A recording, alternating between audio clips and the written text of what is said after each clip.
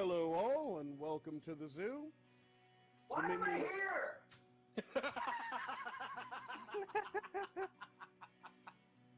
Minions of the Zoo is a lovable ragtag group of misfits that sprang up initially as a fan group to Ranting Monkey, Scribelite, Some Dumb American, and their joint Lords of the Night livestream show. Late night discussions in Discord quickly evolved into streams of their own, with each member bringing something new and different to the table for discussion. Led by the incomparable Reject PPC and the One-Ton Hammer, the group rotates hosts known as Zookeepers. Hello everybody and welcome to Minions of the Zoo. I am your host for this evening, One-Ton Hammer. I will be your zookeeper tonight, Reject. Alright, and welcome to the zoo. I am the Lucky Pop-Tart Inquisitor. Sanguine. Skep, Tock. I'm Prospero. Fat Platypus. Chaosy. I was just stay quiet on the office. Regular streamers, they're known as minions. And special guests are known as traveling exhibits.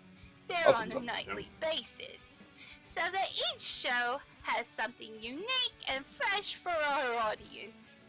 Minions of the Zoo currently streams at 10:30 Central Standard, 11:30 Eastern Standard Time.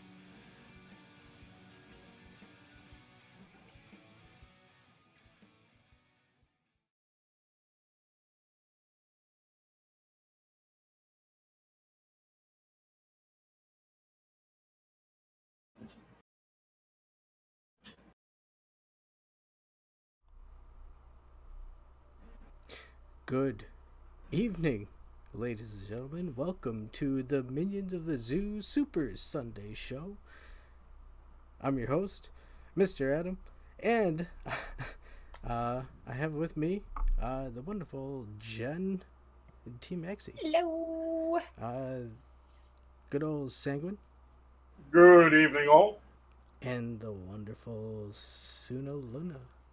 Sorry. Hello. Is she still arriving? I'm not here yet. Uh-oh. She's the Suna Luna. Sooner or later.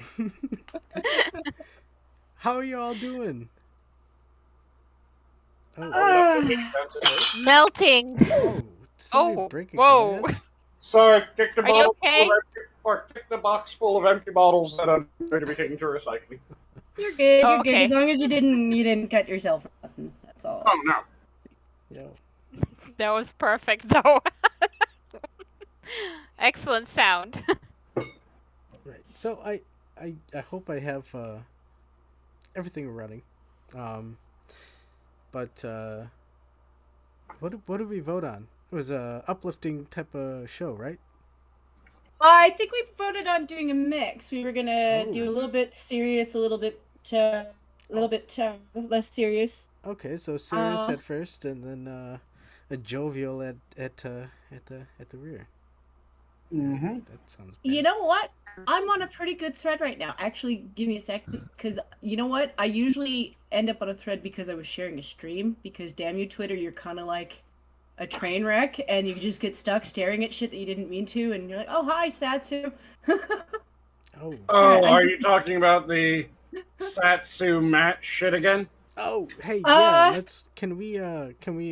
I would say, and I don't know about if this is the official proclamation of the Minion of the Zoo, but for me, as an Adam, I will say, I don't think Ranting Monkey is a racist. That's preposterous. No, he's not. And the people who are going after him actually kind of are.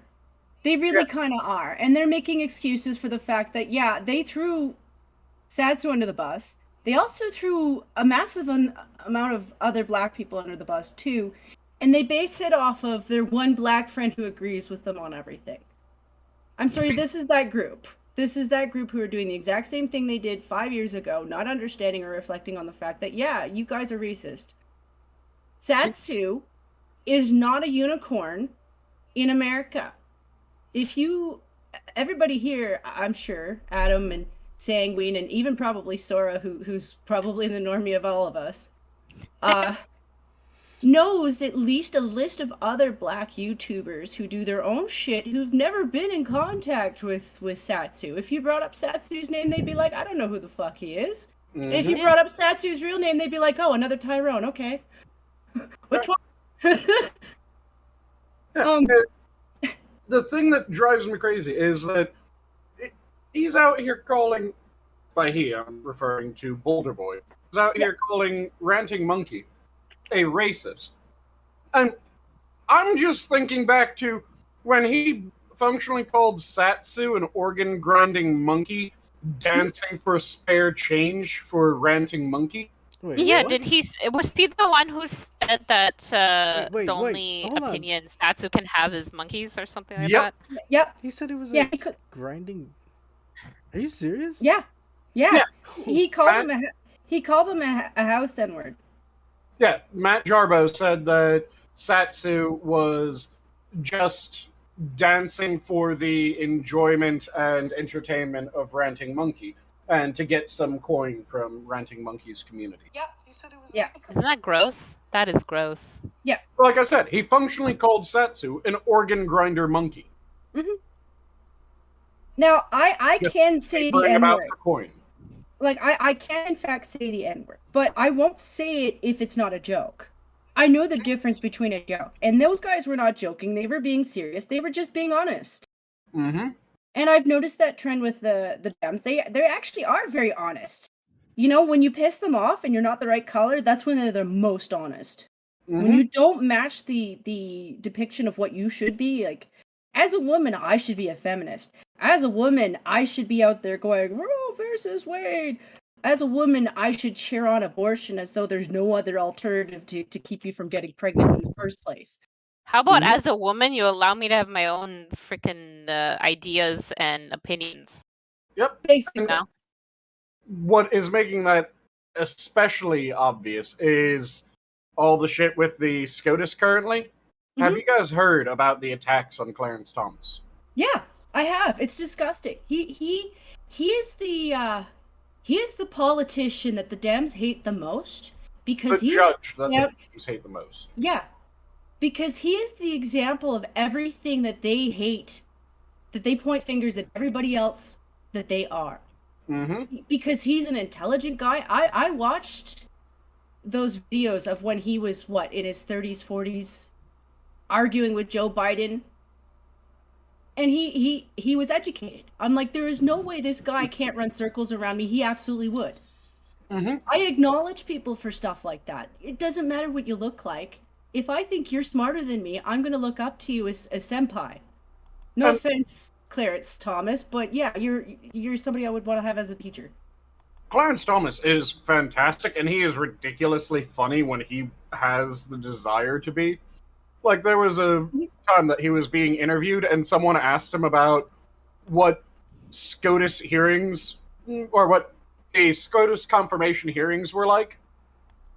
And he said, it's one of those times when you have to sit and look like you're really, truly listening, and you're understanding and taking in everything that someone who has no clue what the hell they're talking about is saying to you. And it was just, goddamn, tell us what you really feel. Because it was just that very matter of fact, and then, yeah, they're complete idiots. Mm-hmm. Continuing on. That's kind of what I like about him. You know, sometimes people will go on and on with an explanation, and sometimes people just have this way of getting to the point right away. And I've always kind of respected people who do that. I absolutely I can understand that everybody here probably understands my hatred. I hate hypocrisy. I really do. I even try to reflect on myself, just in the off chance that I might be the hypocrite, because I'm not perfect. I'm human. I probably have moments where I'm a hypocrite. Mm-hmm. But I hate it. I hate it. And yeah, Jim Beam, it was a number of them, as Jen just pointed out in chat.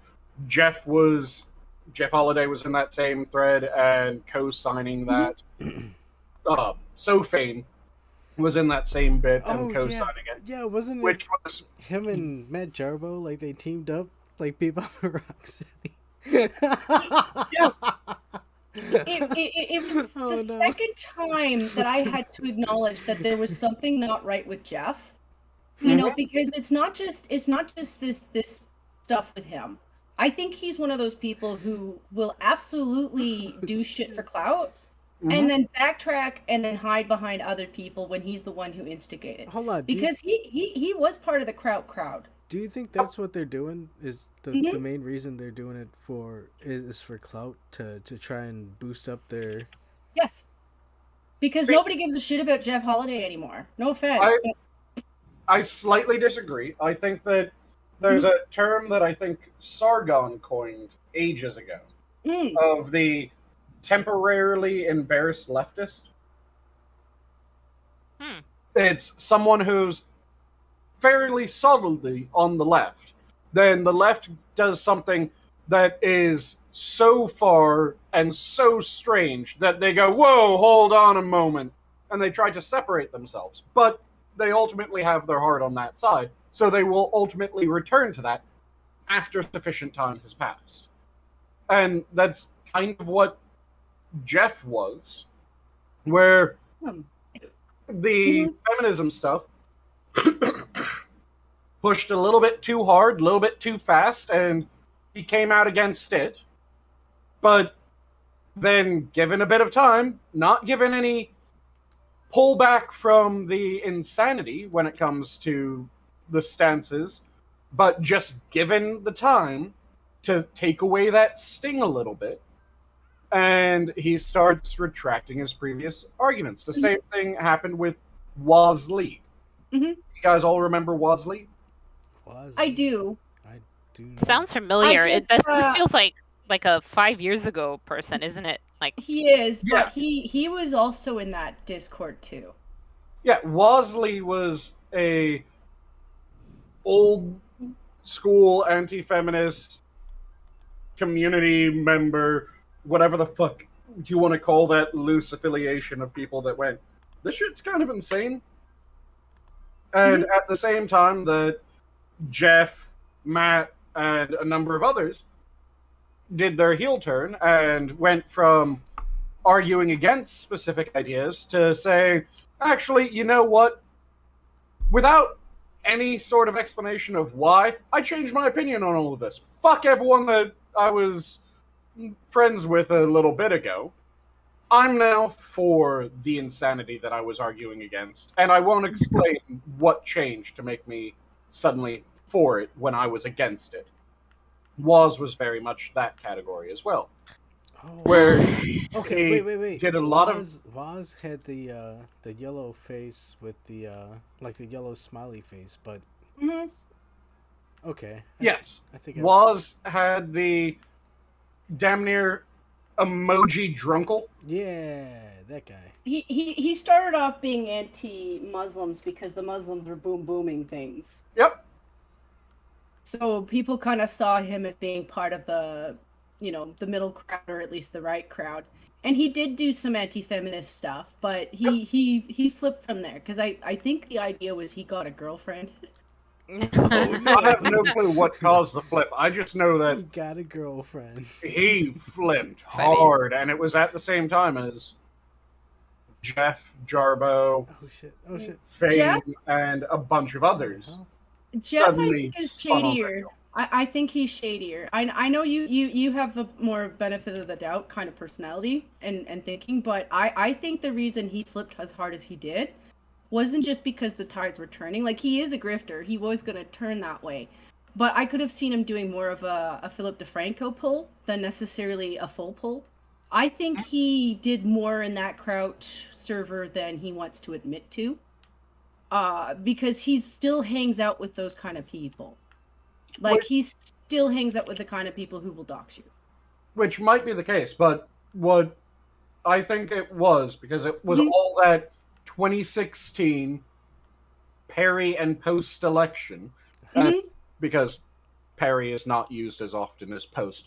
Perry means at the same time or around the time of, as opposed to pre and post Pre, before, post, after. Peri, in the middle. In the thick of it. So, at that peri and post-election time that so many of them turned was the same time that he turned. And I think it was the idea that Sargon had of the temporarily embarrassed leftist, where it went too far and then something changes and they immediately flip around because it's been a long enough time with the insanity that it's kind of mellowed the sting a little bit. And then they just have a knee-jerk reaction to other people going, yeah, that is fucking insane. And they go, wait, why are you attacking my side? Despite them having been arguing against that stance for an extended period of time. And it's just absolutely infuriating. Yeah. Well, it is. They're also still the people who, will point fingers and be like, you guys, share misinformation. I'm like, you guys do it worse than anybody else. Like, my mom was reading this Roe versus Wade shit, and she actually thought that you guys weren't allowed to have abortions at all. And I'm like, you can't go with that, Mom. You can't go with internet. Don't go with what you're reading on the media even. I had to explain to her what it was about. Damn it. We had the most progressive abortion laws in the Western world. Like, there were only 2 nations that allowed for more abortions than the U.S. And one of them, they only allowed for more abortions because they mandated more abortions. Care to guess what country that was? I'm not sure, but I might be looking at myself. I wouldn't be surprised. Would it be China? Yes. Oh, yeah, you're right. The one-child policy. Yep, due to the one-child policy, China had more open abortion policy than the U.S. It was one of 2 countries. And neither country were Western countries. It was China, and then I'm trying to remember which other country. It was a strange one that you're going, really? Because I want to say it was a Middle Eastern country. Oh. And you were just going, wait, what? But then you actually look into the rationale behind it and you're going, okay. I guess that makes sense. Because it's kind of like Iran has the most available transgender surgeries in the world. And that sounds strange when you first hear about it. And then you find out that the reason is you can't be gay. Yeah. So you're either a woman or you're dead. Yeah, you find out that the reason is because they go, oh, you're a guy? You say you like guys? Snip your dick off or we're going to throw you off this building. And a lot of people surprisingly make the option of, okay, this bit goes. I remember seeing a very short documentary about that many years back now. It's so sad. Actually, that is sad. Oh, yeah. But don't worry, they're pro-LGBT. They're so progressive. Yeah, it's absolutely fucked that's what is happening. And it's fucked that people keep on trying to use that. Like, I've heard people legitimately say, even Iran is more accepting of trans people than England or the US. And I'm going, they force you. If you're gay, they force... That isn't more accepting. That's them going, well, if you were gay, we'll toss you off a building. We're going to make an exception if you say that you're actually a woman or actually a man, depending on which sex you started out as. And we will make sure that you're turned that way as much as surgery can allow. It's like there's conversion therapy where you use electricity to try to pray away the gay. Or you change their sex to the other gender. Yeah. By the way, they're no longer gay. Yeah. And that's the entire mentality behind the Iranian transgender policy.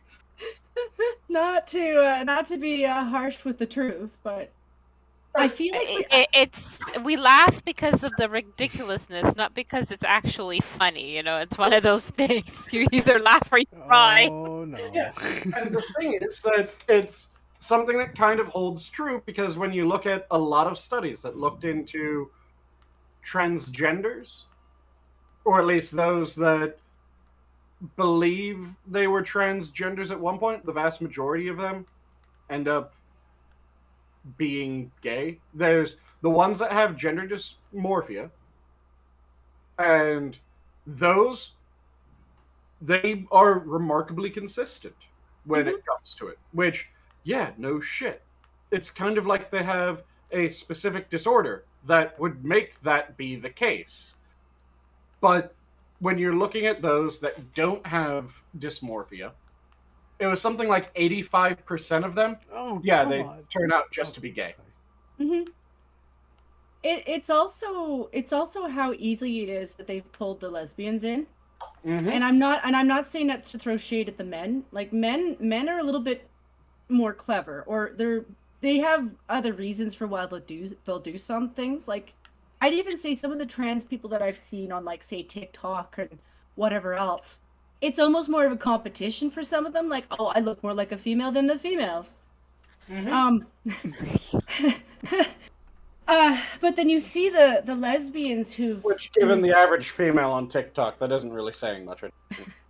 Well, some of the females, it's not too different, but then you realize that they really were kind of just lesbians, like butch lesbians. You know, and down the line, I don't think they realized that technology is really new. Like, it's really, really new. And they've really fucked up their own systems. Like, I'm just waiting for these women to wake up in, like, a year or two, realize that everything they've done is irreversible. It's down to even just taking the pills, like the testosterone pills. When your voice drops, you can't sing anymore. You're a man you sound like that forever. You might sound like a frog. You might even sound a little bit masculine if you're lucky. But you sound like that forever, and if you were a singer, you kiss that goodbye. Yep. I couldn't imagine waking up to that. And the way that I've always talked about it when it comes to the transgender issue is I do somewhat believe the brain-body disconnect because there was research being done into that. And the starting research in that was indicating that, holy shit, this might actually be a thing. That research was then poisoned because it was giving results that certain ideologies did not want. Namely that, yeah, there might actually be a male brain and a female brain. But it also gave the information that, yeah, it's possible that someone who is male might not have the male form brain. Someone who's female might not have the female form brain, which that ridiculously important information when you're talking about transgender issues, because that could be the cause of it. And then it comes down to, if that is the case, which again, we need more research, but it looked promising when we were doing the research before people decided, yeah, you aren't allowed to do that anymore because you aren't allowed to say that there's differences between the sexes. It was very promising. And if we actually did the rest of that research, we found out that that does hold true, then it comes down to, okay, you have one of two ways of handling this issue. You can either come up with a way that fixes the brain. That is currently beyond us at this time being. It is not forever beyond us, but it is currently beyond us. The other option is that you bring the body as in line with the brain as you can. We can't do it perfectly. That is also currently beyond us. But we can do a fair bit when bringing the body more in line with the brain. And we can't do much when it comes to bringing the brain more in line. So it made sense that, okay, yep, this is the treatment regimen. This is the way that we're going to go for this. But it only makes sense when you're looking at that research. If you're doing the doctor money shit, it is complete bullshit. Mhm. And Dr. Money should be said with the same derision as you do Andrew Wakefield, as you do with the Seralini paper, as you do with any other absolute junk science paper. But the problem is, it isn't viewed with the same derision. Mm-hmm. And that is slightly frightening because it had a 100% suicide rate. Well, you know why they didn't want to go that route, and it's purely to do with money, because this is a field where you can make a lot more money if you just tell everybody they have trans. Like, if anybody can be trans, or if anybody can have dysphoria, or you don't even bother to check, they just come in and tell you they think they're a woman, and you can go to a plastic surgeon knowing that they'll just do it. See, I disagree. I don't think that it was the money that was the main reason. I think that it was legitimately. This started going towards an answer that was forbidden. And it might not have started that way, but it's ended up kind of like that. Oh yeah, I could agree that that's the way that it's progressed. But when it started, it was definitely it's going this way because it was forbidden to give what looked to be the more accurate answer. You couldn't say that there were brain differences between men and women. There's still a lot of people that say you can't say that there's brain differences. So due to that, if that answer is completely off the table, yeah, of course you're going to end up with an inability to do the research to demonstrate that that's the proper answer. Mm-hmm.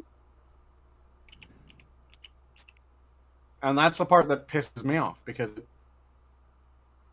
that fucking weird, you can't have this be the answer. No, if it is the answer, then you absolutely should have that be the answer. In fact, it would be unconscionable to have that not be the answer. To try to say, well, even though this seems accurate, we can't say that. Fuck you. You aren't doing science, then. You aren't actually trying to do anything of benefit or worth. If what you're saying is that your ideology is more important than the truth, is more important than what actually is the case, fuck you entirely. Mm-hmm. It's also a plausibility, you know. Like I don't know biology that well. Like I don't, but you do see kids often with abnormalities that you're like, okay, I wonder how that happened. So the idea that someone could have like the wrong brain isn't so far off. Yeah. The thing is that something that should be, speaking of that sort of thing, like abnormalities and birth deficiencies, that kind of stuff, genetic counseling should be something that is widely available to people.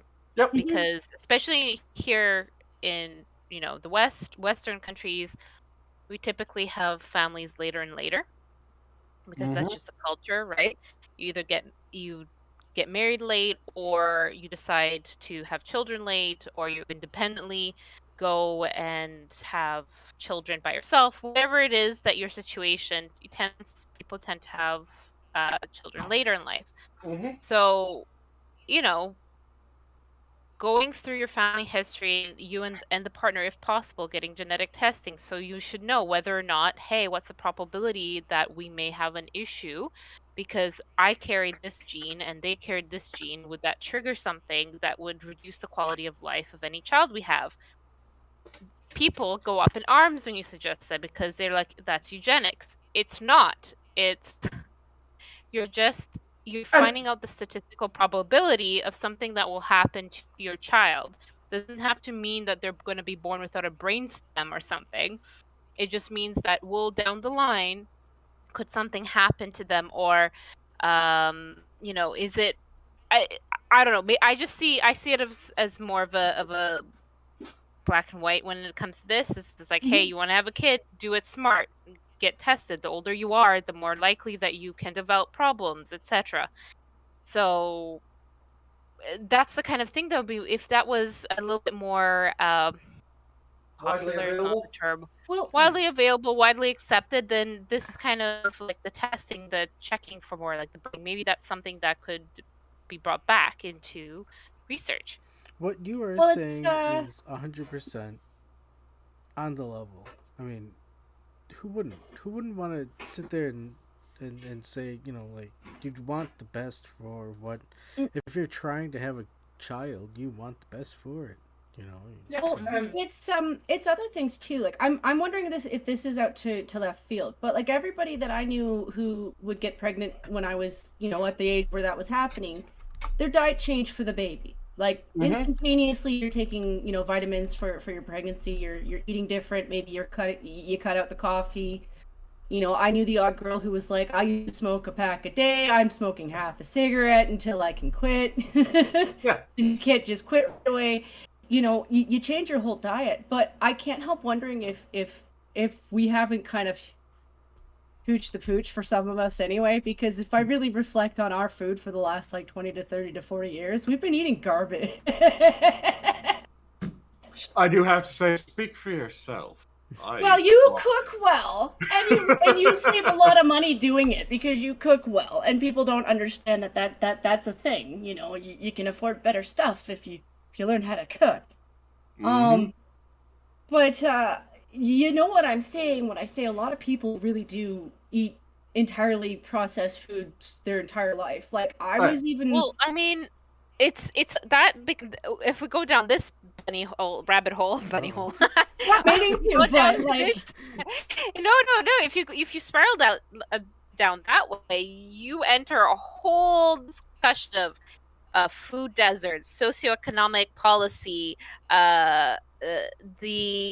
the view of rural versus city, of rural versus urban, or to me, and how governments see which is more important nowadays. Like you're gonna spiral. It's gonna be one of those discussions that it isn't a straight A, B, C down. Is because it's just gonna octopus out, you know. And there is no. So I'm not wrong then. Okay, I'm just. A lot of those things, though. A lot of those things, though, boil down to very similar causes, because the food deserts, the city versus rural or urban versus suburban and rural, the shit like that all comes down to, the politics in certain areas really sucks. Because when you're talking food deserts, there's this idea that, well, food deserts arise because there's businesses that don't want to serve areas. Okay, why do they not want to serve those areas? Is it because the loss rate is too high for those areas? We're currently seeing this live in major cities across the US, where places that got hit by the summer of peace and love ended up with massive food deserts, because now they have buildings that were burnt down, and the companies are going, why the fuck would we rebuild there? Yeah. Well, you burnt down our shit. Fuck that. And then you have other areas like California, in San Fran, LA, a lot of cities in California. You're just having certain neighborhoods where they go, fuck this, we're closing down all of our locations in a 3-mile radius of these neighborhoods. And when you look into, okay, why are they doing that? There's some people that have said, well, it's because of racism. If you actually look into it, it's because, well, that store has had a 90% income loss due to shoplifting. And when you have 90% of everything that you purchase get stolen rather than sold, you go out of business, or you just close down shop at that location. It's also, I found it really convenient for them to ignore how many of those business were actually black owned. Yep. Like the first time around, the second time around, the third time around, and I kept seeing black owned businessmen and women coming out in tears like, listen, we're trying to build up our communities. Can you stop burning us down? Yeah, I remember her.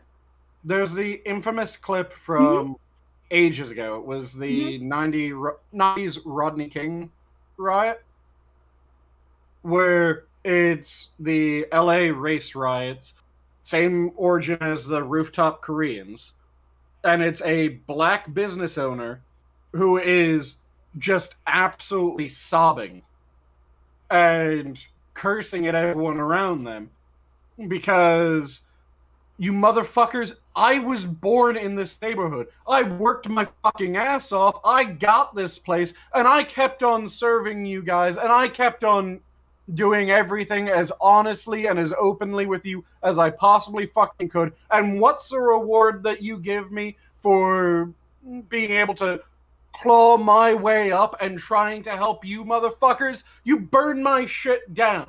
And you're saying that it's other people are keeping us down? Fuck you! You burn my shit down! Yeah. It's really frustrating to see because, like, one of the things I respect over the last 5 years was, one of the community leaders said that, one of the things that's really bad for the black community is white people just coming in and doing things without asking. And I was like, that makes sense. If someone came onto my yard and just started doing shit without asking me, there's a good chance that would piss me off. But then you see our help, and it's like, we help burn down their businesses. That's what we do. You said 5 years That's our ago, though. Or we help convince them that killing off all their babies is the best way for them to do better in North America when they can use those voters. I guess it took, the babies. Oh shit. It's just absolutely infuriating because we keep on seeing these patterns repeat. And we keep getting told, ignore the pattern. Yeah. Just assume that the food desert is there because of racism, not the food desert is there because, well, they used to have a mom and pa grocery store that got burnt down. So then a big chain came in, and that one got all kinds of shoplifting, and then eventually got burnt down. The chain was willing to rebuild in that location. So after the rebuild, they again had a lot of shoplifting, and then it got burnt down, and then a different chain moved in on that location, and that one got burnt down. And then suddenly, chains stopped opening up in that neighborhood, and we didn't have mom and pa grocery stores. This is racism. Oh, you just said that you burnt down like 6 fucking stores. How many stores do you think that you'll burn down before people go, yeah, I'm not going to open a store here. I can't afford it.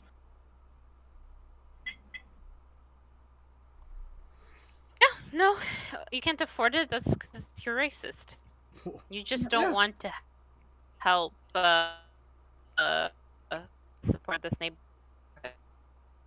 And it still makes me laugh, the picture from, I want to say it was LA County, of one of their corner stores, and everything except for one product was behind an anti-theft device. Do you guys want to hear what the one product that wasn't was? Wait, behind Was an it condoms? anti-theft device? Was Sunscreen. Oh. That's horrible. I'm horrible for laughing. The only product that was not behind those anti-theft plastic screens and locks and shit like that was sunscreen. Wait, sunscreen? That's funny. Get the fuck out of here. So, I learned a little bit of something funny about sunscreen, or at least the Hawaiian one. And I wouldn't be surprised if every other brand didn't follow the same trend, but when they invented that shit, they did it in a garbage can. You're welcome. I can believe it. Yeah. I can too. It also offered you, like, no protection, so it really was just kind of an oil. And there's one thing that I do have to quickly rant about when it comes to sunscreen, because I hear this one myth said I don't know how many fucking times, and it's a partial myth. Well, you know that everything above SPF 35 is just the same. No, shut your whore mouth. It isn't. The actual way that you phrase that is, for the average person, everything above SPF 35 is pointless. the average person being the key phrase there, because I am nearly so fucking Irish that I can get moonburns. And if I use anything shy of SPF 80+, good God, the pain of life afterwards. You have to get you need to get those Korean ones with or the Japanese ones with the +A, +++, all, like the ratings where they have like it rates for the different, I don't know. It's always on beauty YouTube. Like I always scroll past them. The best sunscreen that I've ever been able to use was from Asia, and I think I was able to get it when I was in China. I was able to get another version when I was in Japan. SPF 220. I did not get a single fucking sunburn with that shit. It was amazing. And again, I stress, it is for the average person. Yeah, SPF 35 or like 45, somewhere in there. That tops out the amount of protection that you need. If you are an extremely pale motherfucker, ignore these people. Ignore anyone that says, yeah, anything above SPF 35, it's just the same. No, it fucking isn't. I was in Florida for a marine biology course when I was in college. Someone went to buy the sunscreen for the group. They got SPF 65 because that was the highest that they could find at that particular store. I was applying SPF 65 every time that I was supposed to, in the proper way that I was supposed to. My ears were melting like fucking candles. Melting? Oh, I'm sorry. Yeah, they were... The cartilaginous loop at the top of your ear that makes that slightly rigid but fairly flexible component of the top of your ear, that started to be exposed by the skin literally just fucking melting down like a candle. I ended up having to go out, search, and I found SPF like 85 plus or SPF 100 plus. I can't remember which one I was able to find. And I had to cover my ear for an extended period of time just to let my body actually heal over the melted section of my ear. Thankfully, I heal well. I was able to do it. But good God, that sucked. Yeah. I'm happy not to have your skin as much as I wish I had beautiful aerial hair. That was a wonderful response. I'm glad There's pros and cons to everything, no? But... Oh yeah, if I'm back. You know how SAD is attributed to vitamin D deficiency? Seasonal affective disorder, SAD. Yeah. One of the main... I have that. Yeah, I have to take supplements. Yeah, you have to take the vitamin D pills. Yeah. Yeah. And I think it's vitamin D. Is it vitamin D or vitamin E? It is. I'm confused those two. Well, for me, it has to be vitamin D, and you have to have it with orange juice and all sorts of other crap like that. And but yeah, it's the one that is generated by direct sun exposure, and people get SAD, seasonal affective disorder, during winter because they get less sunlight, therefore they generate less of that specific vitamin. Yeah, I've never had to worry about that. Me neither. I'm a night because owl. Of the moon. Oh, yeah, like I said, it's outside on a clear winter's night, and suddenly you are the happiest you've ever been.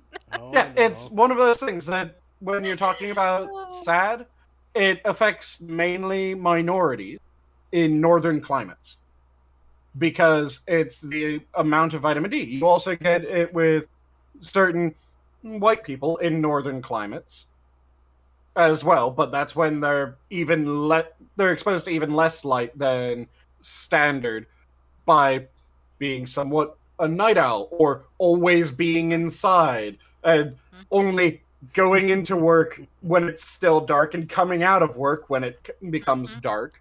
And that's where the issue comes in. I have never had any issue with SAD. I've never had any actual vitamin D deficiency of any real note. I am completely nocturnal. Well, it's kind of like when you look at yourself and you wonder if you're not just the child of like craftsmen, because like I'm blind to the point where I'm like I get the feeling my female ancestors were doing like small needlework, because my eyesight gets better when I put my face in front of something instead of pulling away from it. But then also the fact that my hands are so small. Like, they just are. It's embarrassing. I hold my hands to other people, sometimes they're children, and they're laughing at me because they're small. I'm like, well, you know, if you work with your hands, small hands are actually kind of helpful for certain projects. So you're wondering if you're a craftsman, my proportions and the way that my body works starts to make you wonder, was Tolkien actually right? Yeah. Maybe? Yeah, just a little. I was able to teach myself how to sew. I just didn't go past that point because I was like, to hell with that. I mean, my ancestors also drank me up on their booze because I can't drink it all. And I'm offended by that. I could never properly thread a needle, so I just cheat and use a threader instead. Because no matter how big the eye, I cannot. I just cannot, because both eyes have different prescriptions. So whether I close one or the other, I'm still not getting through. Yeah, sometimes for those, I would just use my hands to feel the tip, just until I could get at least one little thread, and then I would tug it through. But then I always ended up having to clean the thread up from it because it kind of causes them to spray a little bit. Oh yeah, it's split that. Oh, I hate that. Yeah. So you pull it through, you snip off the split end, and then you tie it. Basically. What I bought because of my for my cross stitching, it's absolutely shit though, but it works for a little bit. It's a floss waxer, so it's just like a wax ring. And you run your thread over it, so the length of thread you're going to use, and it coats it a little bit in wax. And in theory, it's supposed to help it slip through and stay easier. Together. Exactly, but it's just not. I mean, I don't know if there's better qualities out there, but like even for the small thing I have, it's like $5. It's not cheap, and it doesn't really help much, no matter how much you warm it up to actually get the wax going. Yeah, the issue is that you need to get it at the perfect temperature, effectively, and you need to get the smallest coating possible. Because if you go for too much of a coating, then it becomes slightly tacky. Oh yeah, and then you might as well just throw it away at that point. Yeah, it's kind of like how gotta get stuck in your fabric. Yep, and it's kind of like how when you're talking about surfboard, you need to apply the proper amount of sex wax. If you apply too much sex wax, then it's not good. If you don't apply enough, then your board ends up getting just way too much fucking friction as well. What? It's the same with skis, because I'm more used to that. You have to be careful how much you wax your skis, because you can actually stick on the snow, like literally stick, and you're not going anywhere. And I'm hearing this from Sora Luna? Oh. What? I'm recording this, right? Okay. Oh, wow. This is... I didn't say this the special word. That was Sanguine. Yeah, I was the one who said sex wax. Yeah, pretty much. She just said that you can use that on your skis, so that, you know, but don't use too much, because otherwise you'll stick to the snow. And see, I went with sex wax knowing I was going to... Hold on. The fact that that's what it's called is endlessly amusing. Because I am a child. Hold on, let me just be clear. You all are lucky. You all are lucky. You all are lucky because if Eve showed up, as I promised, we would be watching some VeggieTales. And Lord help me, you all Is it you all need it. Hearing VeggieTales about these squeaks- Nutcracker? What the what?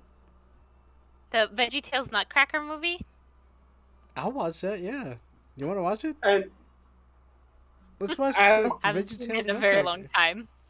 Adam, I can honestly say, more likely than not, even if we're watching VeggieTales, my level of conversation would remain the same, and I would have probably still figured out a way of working sex wax into the conversation the moment I heard anything wax related, because that was when that started. The moment that Sarluna said, it's a wax thing, Oh, no. my mind immediately went, I'm going to work sex wax in. Well done. Wow. And I figured out the way. Surfboard sex wax, right amount. Man, this is a drastic take, but yeah, no, yeah. Like I said, I'm a child. I just love the fact that that is the name of the actual product that you use. It is actually called sex wax. Mm-hmm. Now that It's I've been funny. able to say it a shit ton of times in a row, and it's probably lost meaning for certain people. So good. I'm just laughing because we started this off with sunscreen. Oh yeah. Sunscreen and sex facts. It's the title of a new collection. I just have Ask Sora which numbers. all I gotta say is I've got a resentment bone for the suntan lotion people because all of their containers are a pain in the ass to stand upright. They just are. It's Okay, like putting tubes. It's like putting tubes of toothpaste upright on their lid, and it's retarded. For a split second, I thought the suntan lotion people was the newest slur against white people. They might be. I mean, no. The Mayokin.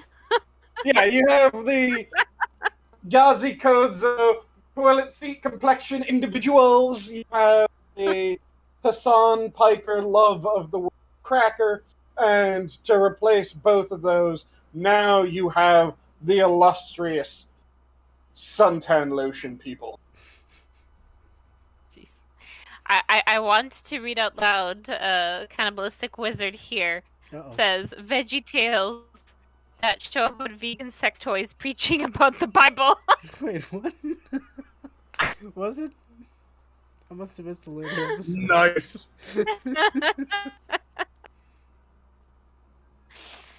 Okay, good fucking god, I have to brag for a moment. I do this every time when it comes to... But I just made an absolutely fucking amazing shepherd's pie. Oh. Good fucking god. What'd you put in So I got ground lamb from my farmer's market. Okay, I see what the proper way. Okay. Yeah, it's shepherd's pie rather than a cob. Mhm. So, ground lamb, minced up some onion, of course, got some mushroom that I cut up, took off the mushroom first so that it got that nice meaty flavor rather than that kind of watery texture that if you don't cook the moisture out of your mushrooms you get. This has that really nice earthy taste to it. Then the ground lamb got whacked in. I didn't have the proper type of broth, but I had made a really strong mushroom broth. So I used that mushroom broth. I did fuck up. I meant to put half a bottle of Smithwick's. Forgot about that, so I'm drinking. It would have been amazing if Smithwick's added in. Yeah. It's just a shame I forgot about it. But then the garlic and everything else I did. Yep, there we go. Yay. Now I'm thinking it's my internet because every time I refresh, it won't refresh for me. Hi, Pat. Hi, Pat. How goes? If you can hear us. If not, let me type this. Uh-oh. damn. I am seeing 3 fronts. Alright. Let us know if you guys can hear us. And this, I'm only going to say that if people are saying no. Ah, God damn it, Sora. Blame the French? What? Sorry. How dare you, sir? I typed it out. Right as I was saying it, yeah. I was like, shit! I pressed enter. Oh, we're living. We're back, apparently. Yay! Hey, Gamer Verleen! Hey, Valine, And how Assassin, goes? I always blame the French as well. Yeah, it's normally wise to blame the French. I mean, what are they going to do, Sora? I don't know. Surrender us to death. Oh, we're held back No, by... I can't take your surrendering any longer. Oh, woe is me. Well, you know things are bad up here, Sora, when, like, Alberta and Quebec are actually talking to each other and coming to, like, common conclusion. Which is that our politicians are what's wrong. No. I mean, is They're it wrong? colluding. Right? No. Like, when you know tell you've got a problem when Quebec and Alberta are finally like, yeah, you know what, I think we got a common problem. There's some people interfering with our lifestyle and how we work, and yeah, we take the piss out of each other. Yeah, there's a part of us who hates each other, but they're screwing us over a lot. Mm-hmm. We have fought in wars together. They forget that we've died together. So, you know, there's times when you're like, yeah, these guys are the common enemy. Let's get together again and remind each other that we can work fairly well together. We have common interests. We actually do. Common enemy? Mm-hmm. The enemy of my... He's not even an enemy. It's not even that he's an enemy, because he's not. I'm not a traitor either, you know? Like, they keep saying that, like, oh, if you don't like Trudeau, you're a traitor. I'm like, I know a lot of you who hated the shit out. Some of the worst... That now? Oh, yeah. Some of the worst of Trudeau's, like, hardcore fan base considers us traitors because we don't like him. If you were to go protest, say you didn't really necessarily agree with everything, but you were like, yeah, I'm gonna go to a protest, whatever. Just by the basis that you don't like him, you're a traitor. You're also doing something illegal. You're not allowed to protest because you don't like Trudeau. He has taken this whole January freedom thing that far. I'm like, that's retarded. Because there are plenty of people who voted for you, sir, who hate the shit out of Stephen Harper. And they protested the shit about whatever the fuck they wanted. And I stand by their right to do so. You've been retarded. See, this Except for the train tipping. This is the thing that always pisses me off. The people that believe that freedom of speech is the freedom for you to say what they want you to say. Yeah. That isn't freedom of speech. And if you aren't willing to support the people who you abhor saying shit that you abhor, then you don't actually believe in freedom of speech. If you aren't working for that freedom, you don't believe in freedom of speech. You just want to be able to say what you want to say. And that's human. That's something that a lot of people have in common. But there's a damn sight of difference between that belief and actually being a proponent of freedom of speech. Mm-hmm. And that needs to be driven back into people's minds. That the test for freedom of speech is if you support someone's right to say something that you adamantly disagree with. Mm-hmm. Yeah, I stand by that. And I kind of do for, like, emotional reasons, too. Like, my grandfather lost his brother in World War II. And I was like, you know what? If there was anything that his brother stood for, it was that. Mm-hmm. You know, I question now. Like, I actually literally have been questioning the last 3 years, really. Not even 5. Really, the last 3 years on whether or not that sacrifice was worth it. Mm-hmm.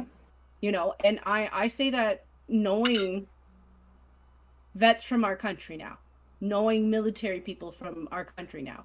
Like, I've been following, I don't know if you've been following this guy at all, Sora, but there's a guy named James Top. He walked across Canada. He's a 40-year Canadian vet. He was in Afghanistan. He's been in a couple things since then. And he started off in Vancouver, and he walked across Canada. Part of the reason why I'm saying that is probably going to start between the 30th and the 1st, because he's gone to Ottawa to talk to the officials. Like, he ended up at the crossroads between Ontario and the American border, that land bridge that we've got there. Mm-hmm. And so from there, he's gone up to Ottawa. And it's just this implication that I can't go to Ottawa, even if I'm never going to. I never have any plans to, really. Like, I kind of want to see a Tulip Festival just because I think that'd be pretty. But the fact that they're saying that I couldn't just because I'm a conservative, just because I don't necessarily follow Trudeau, that I couldn't protest something there. Like, my grandfather lost his brother. I'm like, that's not, no. If they say stuff like that, I'll march over myself. Mm-hmm. Like, that is our tombstone. It kind of is. We don't have a body. Yeah, the thing that a lot of people seem to forget is when it comes to having freedom is always one generation from disappearing. Yep. There is no, well, we just struck the final victory. There will always, and it will always be the case that anytime that you surrender, the chance of you ever gaining that freedom back again, virtually nil. Yep. So you have to fight for every freedom.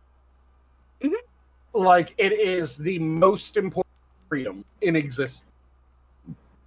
Especially the primary two. You have, I've used this phrase before, I consider the freedom of speech the primordial right. It is the right that gives you the right to argue for any other. Without it, you wouldn't have the ability to say that anything else is a right. It is the most central one. And then you have the other right that I would argue is the most is the most important right, along with that primordial right, is the right to defend that primordial right. Which in the U.S. Bill of Rights is the second. It's no mistake that the first right is freedom of speech, freedom of expression, and then the second right is the right to bear arms. Because, like I said, your second right will protect your first. Exactly. That second right is meant to protect the first, and that first right is meant to argue for and guarantee every subsequent right. Because if you don't have a right to freedom of speech, then you will lose every other right, because you can't offer argument. You can't offer argument against it being taken away. It has already been sacrificed, and you will just have to say, and you'll just be given what the government says and what the government is willing to give. It's also the fact that, and I know it comes back to our transit system, not just our transit, but, flying across the country. But the fact of the matter is, because he's done that, Trudeau has limited our ability to assemble. The fact that you can't easily assemble with your family if they live across the country is violating your rights. I know a lot of people from the left are like, oh, big baby, blah, blah, blah, blah, blah. But, like, I'm sorry, if you are having to spend 2 days in an airport because of lineups because of COVID, and you're sleeping in those airports, which can't be healthy at all. Oh, no, it'll be full of... So many other problems. Yeah. I know, fuck your spine. Like, I've seen horror story after horror story that sounds like exactly like that. You know, I've even seen a couple of recordings where, yeah, I'm still here. Yeah, I'm still here. Yeah, this is day 2. I'm still here. That is happening in our Toronto airport. Mm-hmm. And that's a highway airport. That can't be healthy. And then imagine making people do that with a mask on for the 2 days. Mm-hmm. If you're lucky, those people are smart enough to bring a couple masks, but most people are not that intelligent. Like, let's be real, Sora. How many people do you know probably use the same mask all week? Oh, probably everybody. And Right? or they use they'll get the reusable ones like the cloth masks and never wash them. Mm-hmm. Which they should be washed as soon as you get back into the house if you're using it. And Right. if you're actually trying to have it do something, it has to be washed effectively. Hospital-grade laundry services. Which people aren't going to have, which is why double masking or having a filter insert would probably be as close as you can get to having it okay. Well, N95 and P95s? No, it's not P, is it K? KN95s. I know that there's the KN95s, and then there's another nation. So, the N95 is the standard one that most people go for. But then there's also the one that is rated for everything that the N95 is rated for, as well as organics. And I want to say it's a P designation mask. Let me quickly double check. I'm also not meaning to throw refugees under the bus because, you know, a refugee is a refugee. But here's the thing. It's really hard not to notice comparisons when you know that they're bringing over refugees and not doing any of that stuff with them at all. They're just throwing them into hotels, if they're lucky. You know, I've seen some places in Toronto where they remade an old car sales building into a hotel. And I'm like, those have really old air systems, like, or air circulation systems. I'm like, you are literally making people who are here looking for aid sick, regardless of what kind of aid you're looking for. You're making them sick. I have a funny story about that. So we had a patient who we were dealing with the equivalent of the homestay family, I guess. And they're coming in, there were Ukrainian refugees, right? Okay. Or in essence. And basically one of the groups that were bringing them over in our area, basically they brought them over, they helped them about 3-4 weeks, like the 4 weeks maximum, and they're like, okay, bye. And everyone's like, excuse me? Yeah, that we were only prepared to like deal with you for a month, so you're on your own now. Fantastic. And I was right. I remembered the proper letter designation. It is the P95. It is the oil-proof version of the N95. So Nice. P95 is the N95. No one has those. Plus additional Nobody is using that here. So yet again, I Outside think of that hospital. Yeah. I think that Trudeau is going to put his foot in his own mouth again, because if he's doing that to Ukrainian refugees, I hate to break that's the thing. I don't think they have any power of that. I think it's all like the small, like the different churches and random like ad hoc advocacy groups that have been created during this time, helping them out, and then whatever they might be getting some funding and just enough to like, okay, match people with homestay or reconnect them with family members that might be here, that kind of stuff, and then that's it. That's what I mean. Like they come over, the most they'll do is they'll get the health card, and that's it. And it's great. It's just when we heard this, are like, of course this is, and talking with the lady, she was so freaking frustrated because she's trying to juggle multiple people, trying to find translators to come to appointments with them, like all this sort of stuff. But yeah. and none of it is, there's no support, right? Just whatever they cobbled together. Very unorganized. Like I said, this is going to slap him back in the face. One of the things that his side completely ignored about the convoy event is how many of the people who were there are actually from Ukraine. They are ex-Ukraine because they're ex-communists. A lot of Ukrainians are ex-communists. Also, like the one large group of Poles that I saw during that decided to do something absolutely delightful during the protest. It was a shit ton of Poles that decided, yeah, in order to show that the Canadians of Polish ancestry are for this, we decided to come down, and we're just going to be giving everyone Polish sausages, and you're just going, oh my god, that's fucking glorious. Well, that's what they did. Like, Poles giving Polish sausages, yes. This is the world I want. We had a Ukrainian baker there. Like, this lady had to be in her like 70s with her daughter, and she's handing out Ukrainian donuts. Like, they were feeding everybody and talking to everybody and being like, yeah, what they're pulling on you is not. This is a hidden snake. They are hidden snaking you, and they're doing it right under your noses. The minute they start targeting your priests, it's a bad sign. Because they're also religious. That was the first thing that caused them to flee in the first place. Lenin is not necessarily the worst of the lot, but he started a lot of that shit. And he went after the churches. So, anytime that you're a totalitarian government, you give every other institution two options.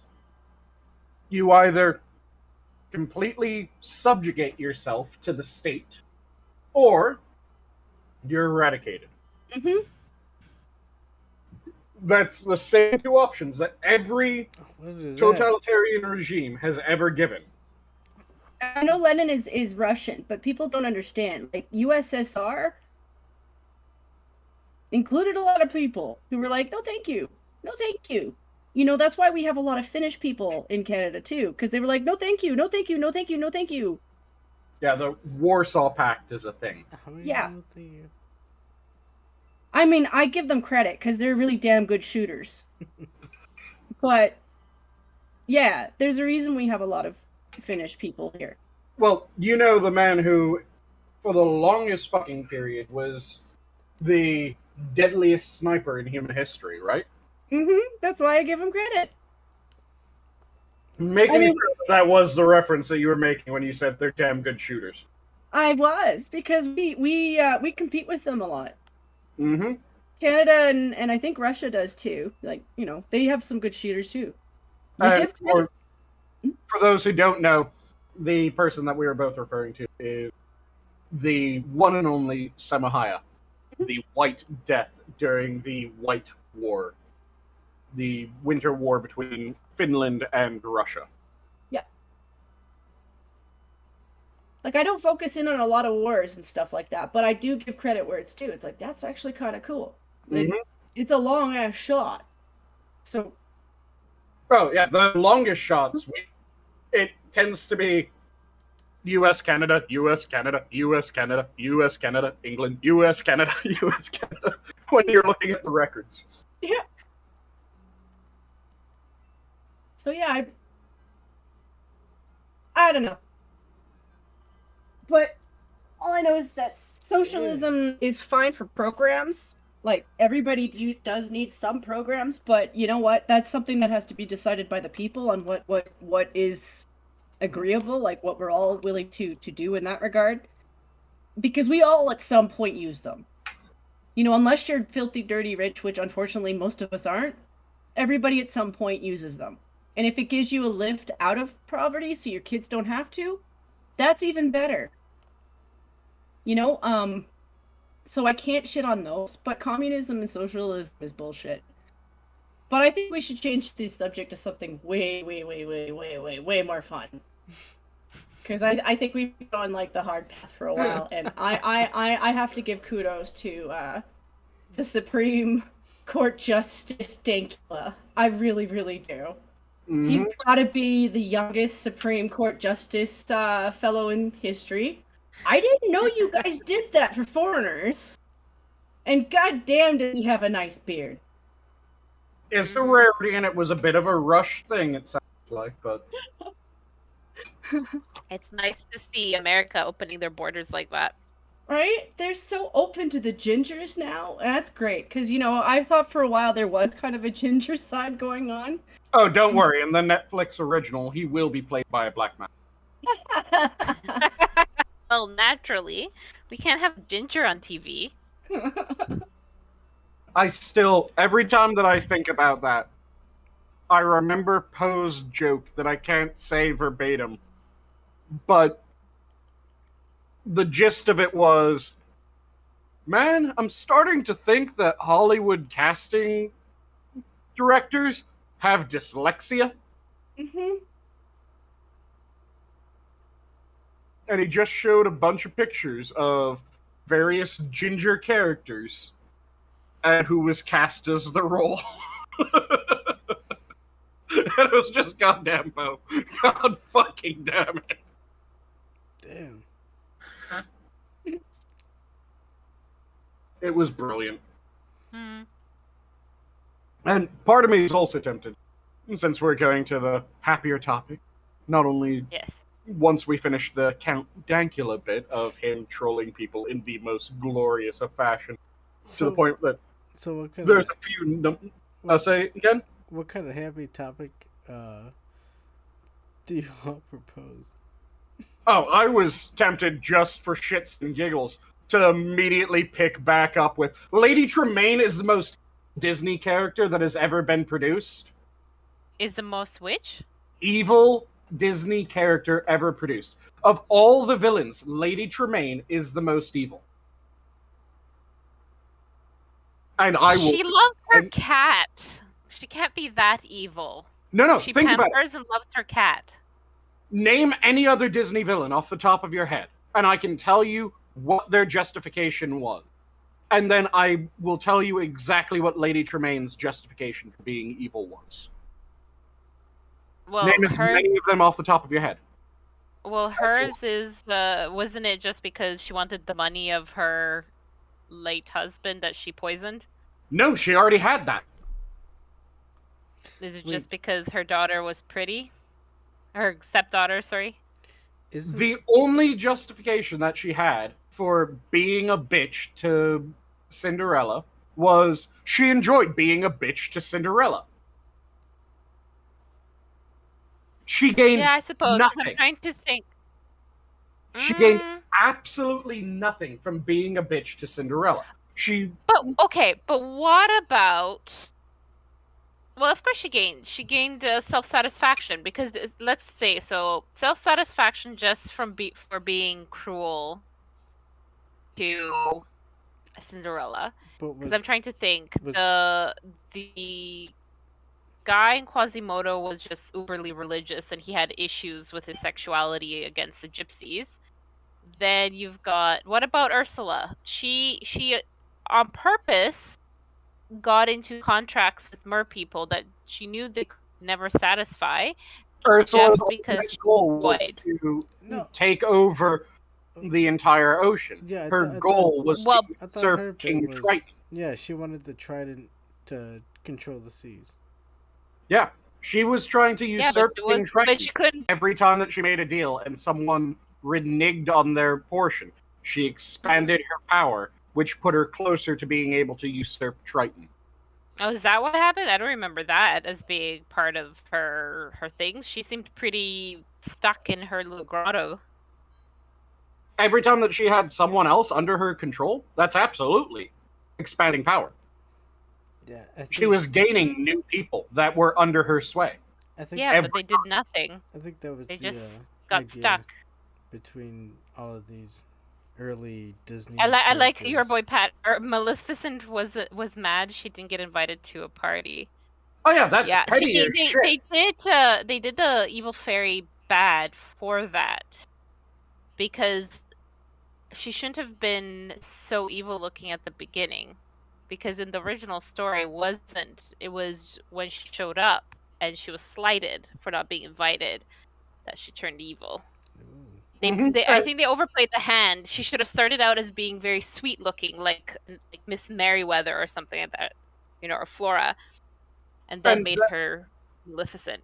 And that is petty, that Maleficent was mad that she didn't get invited to a party, but then her ultimate goal was vengeance. Hold on, I don't like Ursula had a cavern full of mushrooms. It would also make for her a more honest fairy, though, because a lot of fairies are like that. Oh, yeah, they were extremely petty, but it was still, the main goal was vengeance, which is a hell of a lot farther than I already have control over this person. By the nature of the relationship, I can get her to do what I want her to do, or I could get her to do what I want her to do while abusing her. That abuse gained her absolutely nothing. Ursula was evil, but she still was expanding power and trying to take on King Triton. She was eating power. That's what you do in royalty. You eat power, and sometimes that means you eat the children of your enemy. Then if you're looking at Jafar was trying to take over all of Agrabah. Yeah, I wouldn't, for him, he wasn't really... When you look at Frollo, Frollo was... Oh, that's his name. Yep. Count Frollo, yeah. Frollo was entirely... He was a judge. He was... Or judge, sorry. Judge and cardinal. If I remember correctly. He was a cardinal as well. Oh yeah, he had religious royalty. So... Well, he was... his whole thing was he felt... because he was in love with what's-her-face, Esmeralda. That she was making him sick. Yeah. He is really cool. He's one of the better villains, I think. Oh, yeah. He's a very interesting... Frollo's an amazing villain, and we talked about this a little bit on Friday, that they keep on trying to make, well, this is the sympathetic story of this villain. And the one that pisses me off the most is Cruella de Vil. Bitch wanted to skin puppies. There's no salvation for bitch wanted to skin puppies. You can't make that a sympathetic character where you go, you know what? After seeing her backstory, I really understand why she wanted to skin puppies. No. Sanguine, they did make her sympathetic. She was a bully victim. So that makes up for everything that she does in the original book. It doesn't even come close to it. But Disney made it as such, so obviously she's been redeemed. They attempted to. Bitch wanted to skin puppies. It's sexist as fuck is what it is, because if she had been a boy doing that... Oh, it's absolutely sexist as fuck, because if she had been a boy doing that, they would have automatically gone to, well, this person is a psychopath. Like, those are signs of sociopath and psychopath and all sorts of shit, but because she grows up to have some nice titties, and don't get me wrong, her actress was really, she's a good looking girl. But, I can't remember her name. I think it was Emma Stone. Yeah. I don't like her. I cannot stand Emma Stone. So automatically, I was like, "This is a no." I don't know her as an actress. Emma Stone is a nice actress. I still think she's pretty. But that doesn't mean I give a shit about her as an actress because I haven't watched any of her stuff. So I'm just being honest. I can't judge you based off of stuff I haven't seen. But I wasn't interested in a movie where you were kind of justifying something that was like not justifiable because you're portraying a psychopath. And they were doing it strictly speaking because they were trying to compete with the Joker. And I was like, that's why you're failing. Make your own shit. Stop competing. Make your own shit. And the thing is that there's 3 Disney villains off the top of my head that hands down you could make a fucking amazing prequel story about and actually make them somewhat sympathetic. So the 3 that I would say are Frollo. You could do something amazing with Frollo. Have him start out truly pious and good, trying to do things in order to benefit the world. And then as he goes, he finds himself compromising, but he always justifies it because everyone else sees him as this amazing moral paragon. So really, he can't be that bad. He did this, but he did it for the greater good, so it's all good and just. And he keeps on getting warped and more and more warped as the story goes on. Every time that he does something wrong, he externalizes it and is able to justify that, no, this wasn't really him causing this problem. It was this person or that person. And he just spirals out of control as it goes towards the end until you have the Frollo from The Hunchback of Notre Dame. That is a fantastic story that could be really well done. And, or they can do a prequel of the gargoyles. Say again? Or they can do a prequel with all the gargoyles. Yeah. That would be something. It wouldn't be a villain prequel. It would be interesting to say the least with that. But another one of the three main ones that I would say they could do amazing prequels for, Gaston. Mm-hmm. Oh my god, I would be all over that. I think that would be so much fun. Yeah, because that town fucking loved Gaston. So there must have been a reason that they loved Gaston, besides just Gaston was handsome. So it had to be more... That whole Gaston song is the prequel. Yep, They and... technically had it in the original. Yeah, what you do is you have Gaston, who starts out just a good guy. And he is actually heroic, and he's doing important things, and he's doing impressive things, and he becomes bigger and more strapping and more Gaston throughout the entire thing. But as he goes... Isn't that what they did with the remake? He was he was in some foreign war or something like that, and then he came back. They gave him a background, but he was still starting out an asshole. And I'm saying that if you do a full prequel, what you do is you have it start with him being the actual good guy, the paragon of the village. And it's just as he goes, as his legend grows, his sense of self grows as well. So he... Okay, if you do a switch in perspective, a slight switch in perspective, yep, he at no point is the bad guy until that moment in the movie when he realizes that Belle would literally, and it was embarrassing to him in front of everyone, find out, and she being so vocal that she wanted to protect the beast and would rather protect this creature than be his little wife. That is a moment when he becomes a villain, because he doesn't want to protect the village out of the sake of we have to kill this creature, he's going to kill your kids, etc., like the song. No, he was butthurt and embarrassed and wanted to kill him because take that Belle. So up to that point, he's just, he's like, I wouldn't even call him a real villain of anything. He's just the antagonist at the end of the film. Yep, but yeah, you could have a fantastic story where it's him and he's completely good. But as it goes, he just gets more venal and vain. The fairy from the beginning of the movie. The crone. The fairy describes as the crone that cursed Adam, Prince Adam. Mm-hmm. Because that's his name. Not just Beast. Yeah, it's his name. Beast's name is Prince Adam, I think. Prince. And any relations? Is there? I don't know. But that would be interesting because she's sort of in and out, and that's it. At the prologue. Yep.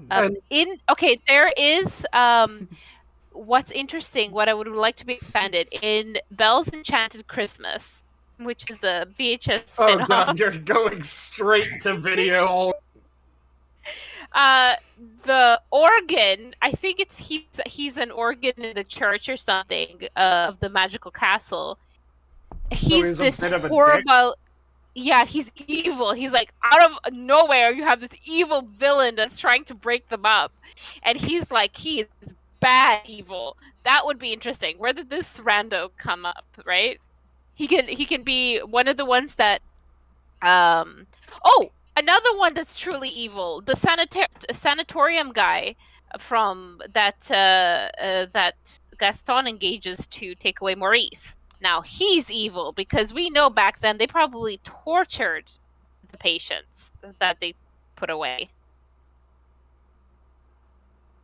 To modern mind, yes, they would absolutely be evil.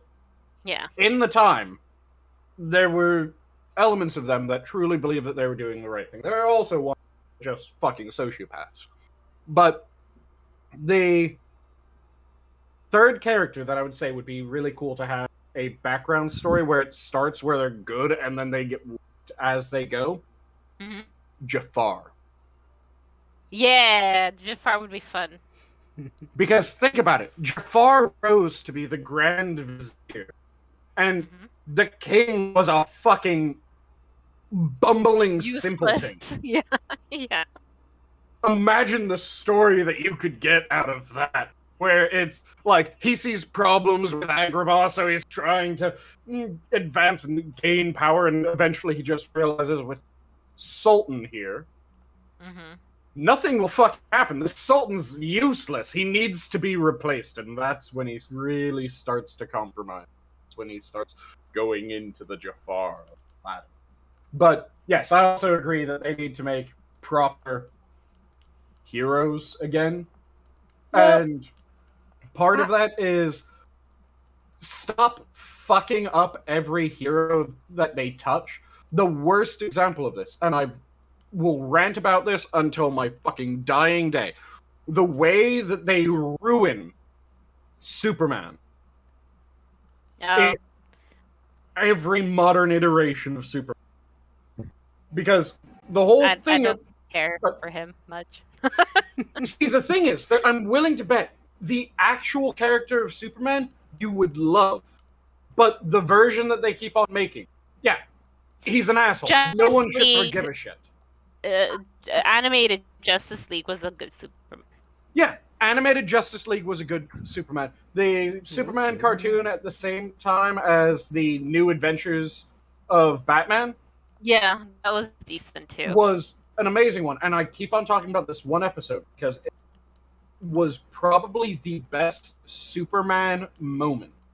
It was an episode where Superman wanted to give Tock Kent away.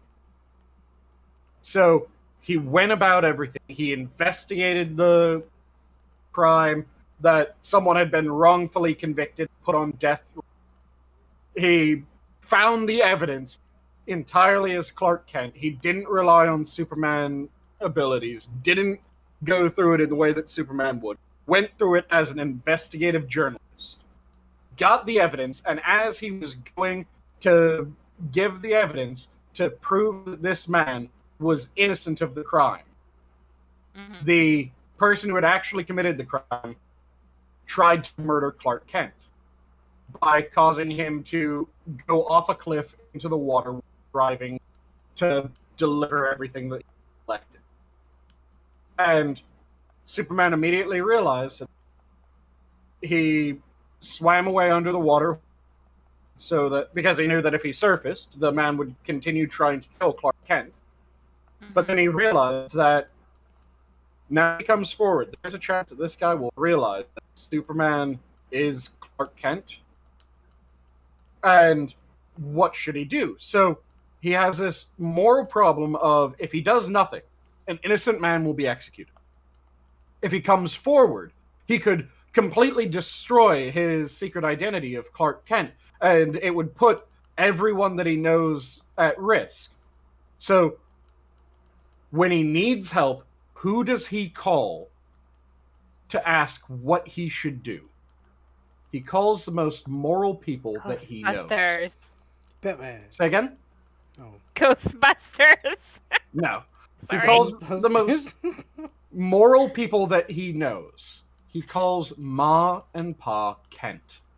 Aww. Oh, that's cute. And that's sweet. He asks them, what do I do? This is what happened. This is everything I was trying to do. I was trying to give this win to Clark Kent. And now if I do if I go forward and I save this man's life, then Clark Kent is exposed as being Superman, and all these horrible things could happen, and his parents tell him to stop. Think for a moment.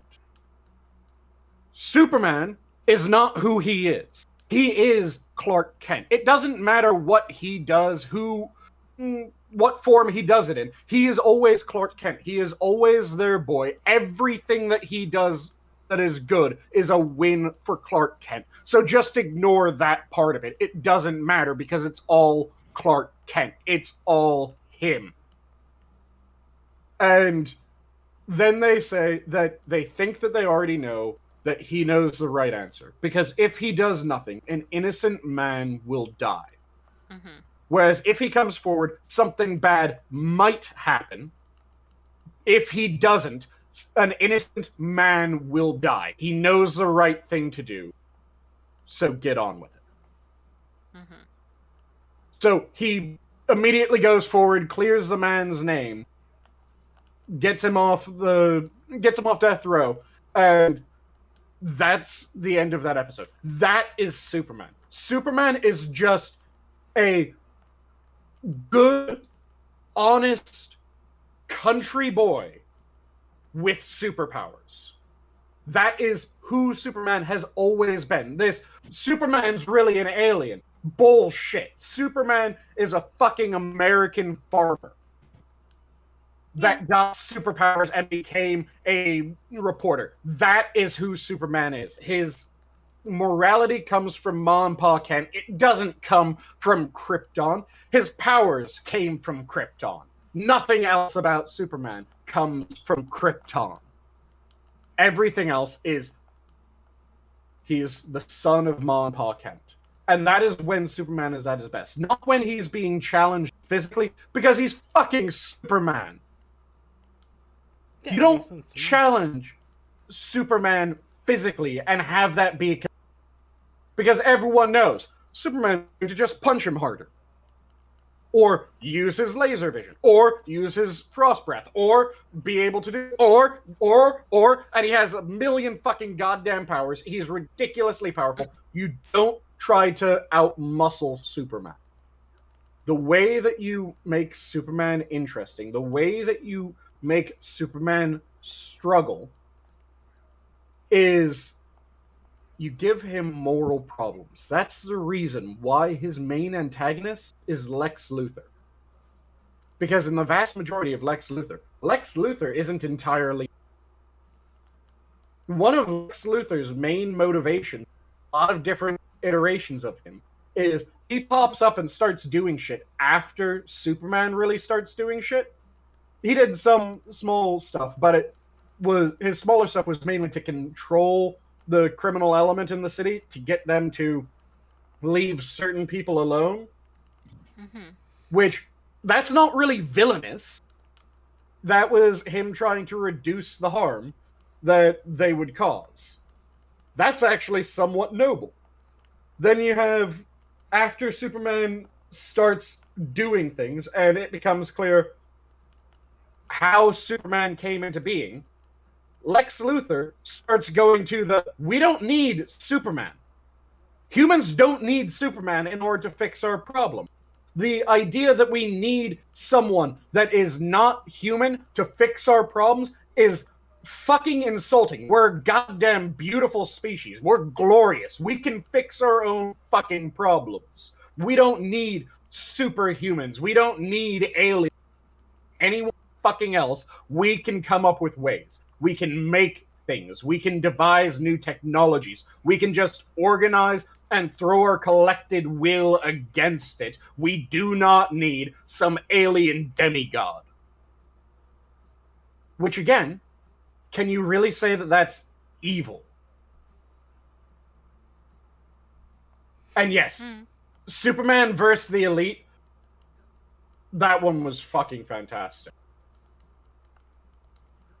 For Superman versus the Elite is one of those that is, again, in that you don't try to beat Superman in raw power. You fuck with Superman's morality. And they did both simultaneously in Superman versus the Elite. And it was fantastic how they did it. And the way that Superman handled it was extremely Superman. And it was beautiful. Nice. So I don't know these ones. I never particularly liked him. Yeah, like I said, the main problem when I find people dislike Superman, a good chunk of the reason why they dislike Superman is the various iterations of Superman, especially recently, where it's you don't owe people anything, Clark. No. I'll tell you why. He wasn't as cute as Batman. Oh, fair enough. That would. It doesn't go any deeper than that, and then it just spiraled, and then he was like, "Ugh, we all have that one friend that's like a little goody two shoes. Like, please, he's a tryhard." What do you mean? And Assassin, Lex Luthor wouldn't be evil. Lex Luthor would still be gray. He'd be one of those. He's a capitalist, isn't he, or something like that, or whatever you'd call Lex Luthor? He's an industrialist. Yeah, he's a ridiculous businessman, but he does do some questionable things. But it's one of those cases of he's doing questionable things that they have beneficial ends. So, do the ends justify the means? That's one of the big things about Lex Luthor. He is very much the ends can justify the means. Not always, but they can. So, he does some really shady shit to get various things that he thinks will be beneficial done. Which puts him in that solid gray area. He isn't evil. He just isn't good. Oh, I take it back. There is one version, and I always forget this existed. There is one version of Superman I loved growing up. Adventures of Lois and Clark. Yeah. I knew that you were going to say Dean Cain. I love that series so much. It was a lot of fun. So that is my one. Like I will always watch that. But I have actually never sought out to see any of the movies. Like I would not pay to see it. Don't see any of the new ones. If you're going to watch any of the Superman movies, go back to Superman. Well, I saw. I've seen those. Of course, I've seen those. Okay, good. They're always those are the ones that are always on TV. At some point, you're bound to watch them as a kid. But no, none of the new ones that were on. I've seen what's it called, Justice League. So technically, Superman is in that one, but that was hot garbage. Yeah, kind of. Unfortunately, but I had a friend, and she's like, "We have to see it. I've seen all the ones," and I'm like, "Fine." And it was, again, one of the reasons why that was hot garbage was, and I just became very Bostonian and never lived in Boston. Garbage. Hot garbage. But one of the reasons why it was harsh. Yes, I can't fucking speak. One of the reasons why it was hot garbage, there we go, the right sounds in the right place, it's such a novel experience, that was it completely got Superman wrong, and it got not only Superman wrong, but it got Ma and Pa Kent wrong, which was even more egregious to my mind. Yeah.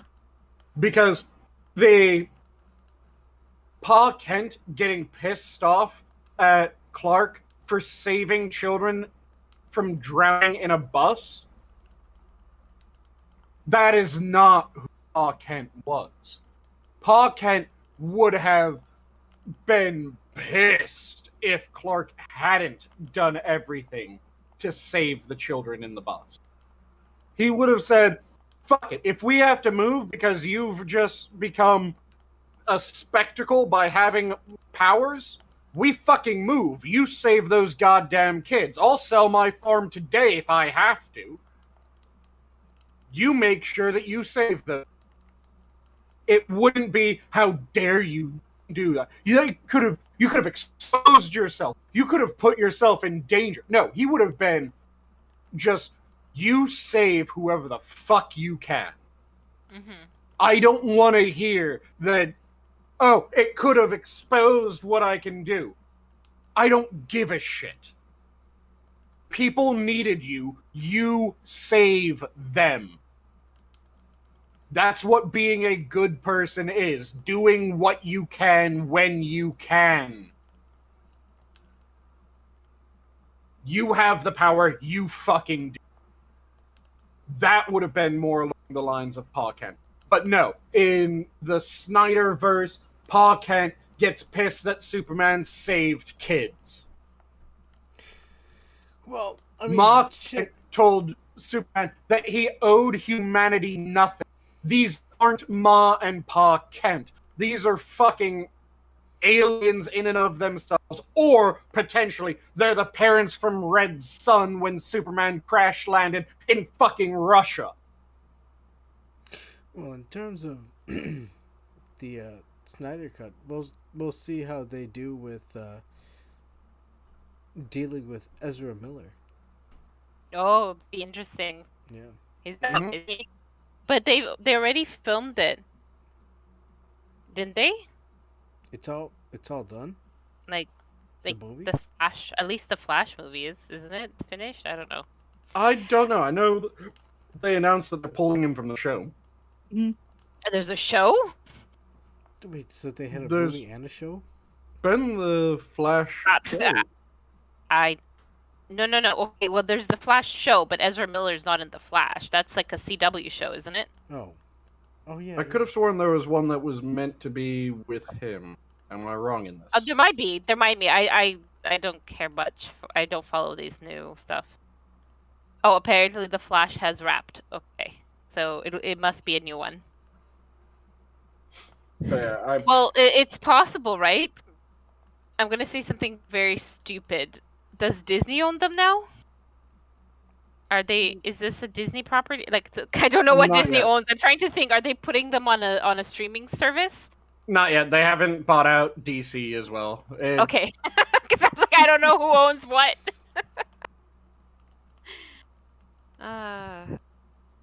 But That's been a fun and a half seeing that fire happening with Ezra Miller. And yeah, Best part is everybody and all the medias and everybody on YouTube just making sure we mustn't misgender them. Doesn't matter that they're doing all this horrible stuff. doesn't like, matter that listen, they're even to grooming and me. kidnapping native. Yeah, but we mustn't misgender because then we'd be what- worse than him What or are they them. going with? Sorry. He, them, or they, them, or Yeah, they them. Yeah, but I don't. It's just funny how like okay they're so adamant about that to be careful, but instead of focusing on the crimes being committed, but there you go. And We live in this time. yeah. and to quickly comment, yeah, Pa Kent wouldn't have sworn like I did, but that general message would have been actual Pa Kent. That if Clark had failed to save children when he had the opportunity, Pa Kent would have been extremely disappointed and pissed at Clark for allowing kids to die. And yeah, Christopher Reeves was Clark Kent.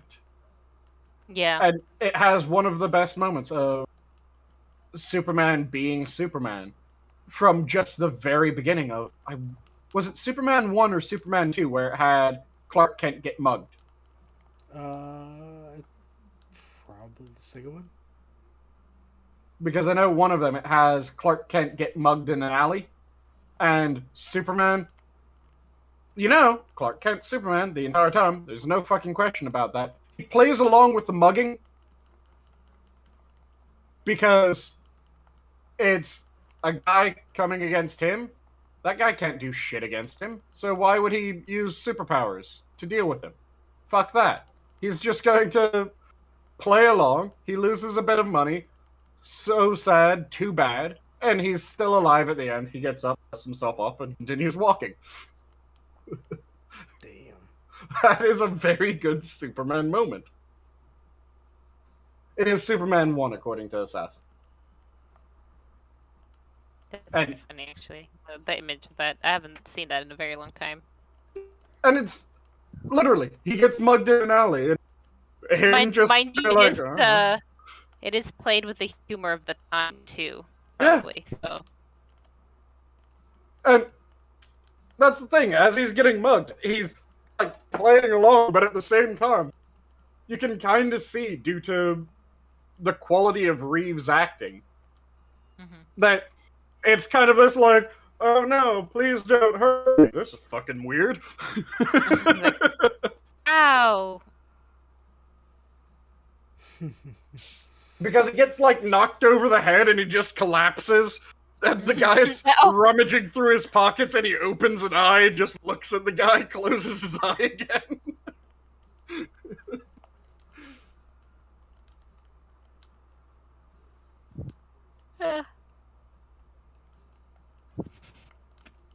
But it's just that fantastic moment of, yeah, that's Superman.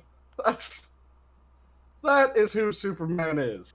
If he doesn't need to use his powers, he's not going to use his powers. If he needs to, he will. Well, that's where Superman, yeah, you know, we receive as Superman, so.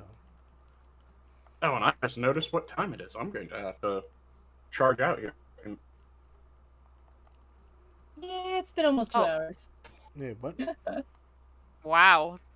I know, right? Go us. Yeah, it's currently 5 to 9 for our time. Alright, well, yeah, let's, I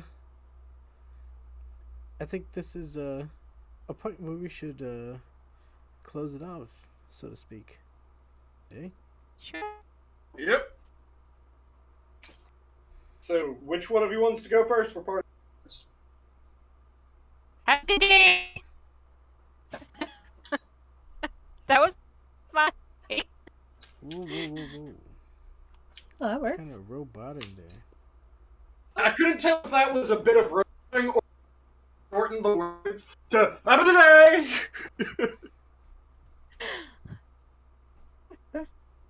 Because that's what I heard. Have a good day. Well, So, is that the parting thought that you're ending with? Have a good day? it might have. It might. In which case, Jen? Well, I have no bets on what's going on the first, but you know what? If for the first time ever you guys see Canadians like flare up the skies or something weird, I wouldn't be at all surprised. But also, stay cool, because you guys have some raging heat going on in the U.S. Some raging heat. Yeah, it's hot where I am right now. That's good. I'll What leave about off you, with my Sora? standard. We're going to Sora? I thought Sora already gave. I already did. I roboted through it, though, Oh. so... But I'm all done, Adam. All right. Well, what about you, Sanguine? I'll leave off with my standard of, if you're passionate, don't let it devour you. Especially if what you're passionate about is, have a good day! Well, hey, you know what?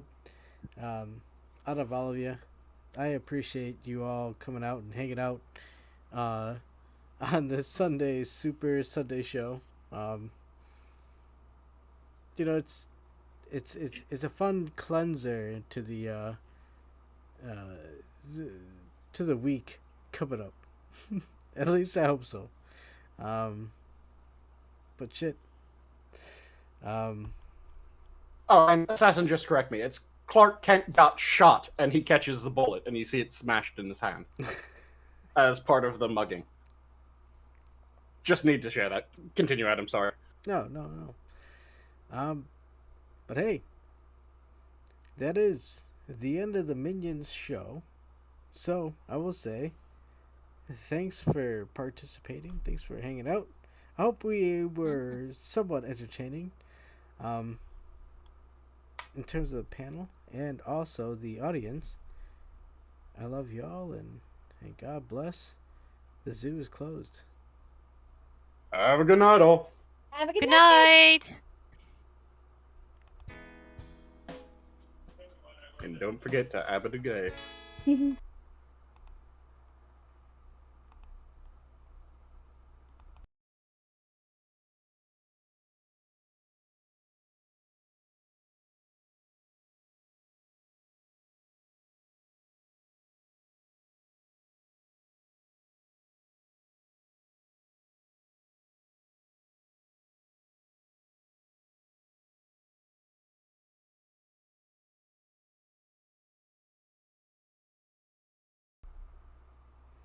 Minions of the Zoo is recorded live on tape in front of a studio audience.